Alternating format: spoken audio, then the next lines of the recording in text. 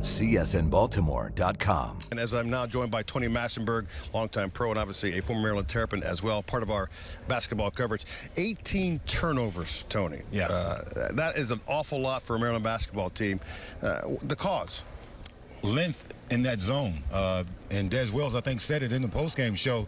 You know, when you're not used to that type of speed and length, they practice against that zone, but they could not replicate the speed of it. And those guys, Syracuse, they play that zone better than anybody in the country. And so the speed of it, combined with having some superior athletes on the wings, interrupting the passing lane, it disrupts your timing as a player because you're not used to the speed. It's similar to the thing that Michael Jordan and Scottie Pippen used to do in Chicago, where they would get those steals along with Ron Harper. So it's great team defense, but you got to have the athletes, and everybody has to be in tandem and rotation on that zone, and Syracuse does it as well as anybody. And I would assume that's also the reason why the Terps shot 35%. Yeah, again, because those rotations in those zones are so good that those shots are contested. There was not wide open looks that the Terps were missing tonight. Those shots were contested, and because those shots are contested, it lowers your percentages and the opportunities that you have at clean looks at the basket. All right, so they're down 12. They make it all the way back. They're down 1. They get C.J. Fair to miss. So you're the head coach of the Maryland Terrapins. Yeah. You have a timeout. Do you call timeout, or do you go ahead and say, let's push it down the court and see what we got? Listen, hindsight's 20/20, but I think, you know, if it's me, and considering the fact that Maryland was struggling so much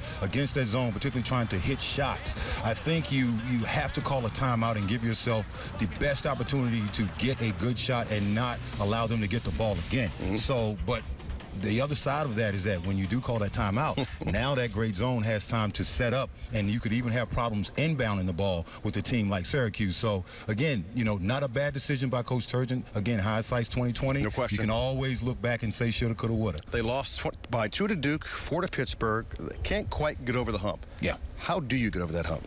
Winning. That's the only way you do it. I think the effort that they've put forth and the fact that they've come up short a little bit in the fourth quarter, I think is something that they can learn from. But ultimately, in order to gain that confidence and to be that team that steps it up to the next level, particularly at the end of the season going into March, you have to win games, and that's what builds the confidence and gives you that positive momentum going into the tournament. I can tell you, folks, it was a pretty big game here this evening. You had Tony Massenburg here. A lot of his old cronies. Let's see, Laron Profit. Yeah. A bunch of old guys. I say old guys. I Cedric saw Lewis. Yep.